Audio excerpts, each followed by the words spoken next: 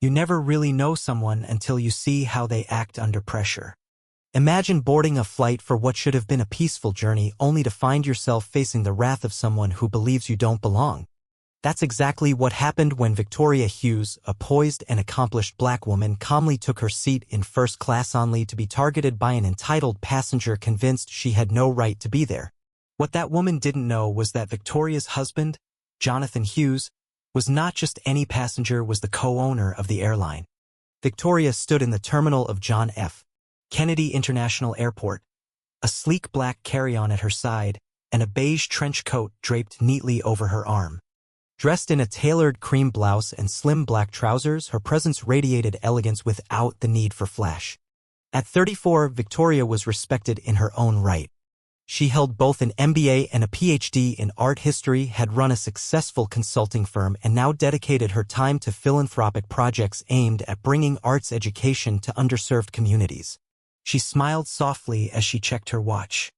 She had arrived early to take advantage of the airline's premium lounge, reviewing last-minute notes for the week-long trip to Los Angeles where she would finalize plans for the new arts center she was funding. It was a cause close to her heart, the culmination of years of dedication to using art as a vehicle for social change. Though Victoria preferred to fly under the radar, the grace with which she carried herself often drew attention, sometimes welcome, sometimes not.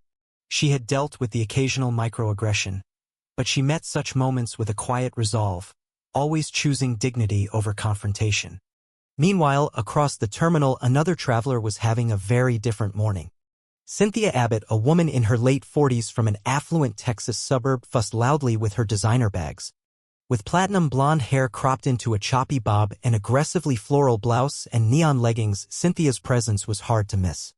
She had a reputation for demanding attention and seemed determined to air every grievance about parking fees, slow service, and the incompetence of the airport staff. The source of Cynthia's latest outrage? Her seat assignment. She had originally booked seat 1A in first class, but due to an aircraft change, her seat had been reassigned to 3D. Despite being in the same cabin with identical service, Cynthia saw this as an unforgivable slight. As boarding began, Victoria entered the plane with the other first-class passengers, placing her carry-on in the overhead bin above 1A before settling into her seat. She smiled politely at the flight attendants, opting for water when offered a pre-flight beverage. Cynthia boarded moments later, her eyes immediately scanning the cabin until they locked on Victoria. Shock and irritation flashed across Cynthia's face as she checked her boarding pass again. 3D. Unable to accept the change, Cynthia stormed down the aisle toward Victoria. "Excuse me," Cynthia said, voice syrupy sweet but brimming with hostility. "I think you're in my seat." Victoria looked up calmly. "My boarding pass says 1A," she replied, gesturing toward the pass tucked into the seat pocket. "Perhaps the flight attendant can help clarify." Cynthia's mask of politeness slipped. "I don't need anyone to tell me where my seat is. I was assigned 1A when I booked. This has to be a mistake." The nearby flight attendant, Hannah, approached, sensing the tension. "Is there a problem here?" "Yes," Cynthia snapped. "I paid for 1A, and she's in my seat." Hannah remained composed. "Ma'am, according to our records, seat 1A is assigned to Miss Victoria Hughes. Your boarding pass says 3D, correct?" Cynthia thrust the pass at Hannah. Her lips pursed in frustration. "It says 3D now, but that wasn't my original seat." "I understand your frustration," Hannah said, "but this happens occasionally with equipment changes. All seats in first class offer the same amenities." Cynthia, growing louder, jabbed a finger toward Victoria. "She should move. I paid for that seat." The first-class cabin fell silent. A few passengers subtly pulled out their phones, sensing that a scene was about to unfold. Victoria kept her voice steady. "I'm not giving up my seat, ma'am. Please address your concerns with the airline staff." "Oh, I see how it is," Cynthia hissed. "People like you always find a way to scam the system. Probably got a free upgrade or some favor from an employee."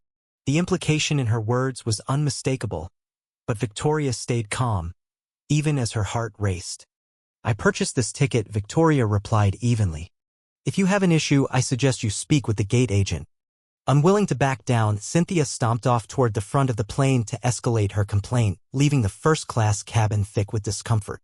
When she returned several minutes later, her fury had only deepened. Standing over Victoria once more, she sneered, "I made a call. I know people at this airline. Let's see how long you stay in that seat." Victoria debated revealing the truth that her husband was one of the owners of the airline, but she refused to sink to Cynthia's level.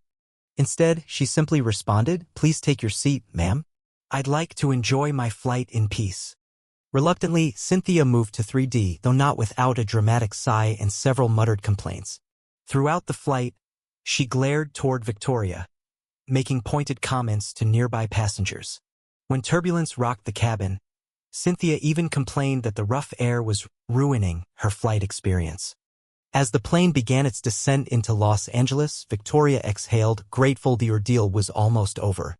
But fate had one more twist in store. Waiting at the gate was Jonathan Hughes, having caught an earlier flight to surprise his wife.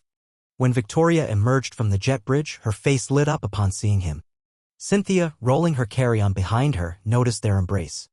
With a snide grin, she called out, "Is that your sugar daddy?" "Figures." Jonathan's expression darkened as Victoria leaned in to quietly explain. "That's the woman I told you about." Jonathan nodded, stepped forward, and introduced himself. "Jonathan Hughes, co-owner of this airline. And yes, this is my wife." Cynthia's face went pale. "I believe you spent the entire flight harassing my wife and making baseless accusations," Jonathan continued, his voice cold but composed. The gathered passengers and airline staff, including Hannah, watched as the scene unfolded. "I didn't know," Cynthia stammered, her bravado evaporating. "I was just upset about my seat." Jonathan held up a business card, clearly displaying his title. "Regardless of who she is, your behavior was unacceptable. But now that you do know, consider this your formal notification. Effective immediately, you are banned from flying with our airline." Gasps echoed around them. Cynthia's eyes widened in horror. "You can't do that. I have flights booked first class to Paris next month. You should have thought of that before berating our staff and my wife," Jonathan replied coolly. "We'll be refunding your future tickets, minus any cancellation fees." Cynthia's protests fell on deaf ears as security escorted her from the gate area. Meanwhile, Victoria and Jonathan walked away hand in hand, their dignity intact. In the days that followed, the incident went viral. Several passengers had recorded Cynthia's outburst, and the footage made its rounds on social media, sparking outrage and discussions about entitlement and prejudice. Cynthia's reputation plummeted. Once a regular face at local charity events and social gatherings, she found herself ostracized. Friends distanced themselves and invitations dried up. Victoria, meanwhile, stayed focused on her mission. The Arts Center opened on schedule, becoming a beacon of hope and creativity for the community. At the grand opening, surrounded by local leaders and young artists, she spoke of resilience, dignity, and the power of the arts to uplift and unite. Cynthia Abbott became a cautionary tale, a reminder that entitlement, ignorance, and prejudice often lead to one's own downfall. Victoria Hughes, on the other hand, stood as a symbol of grace under pressure, showing the world that true strength comes from within.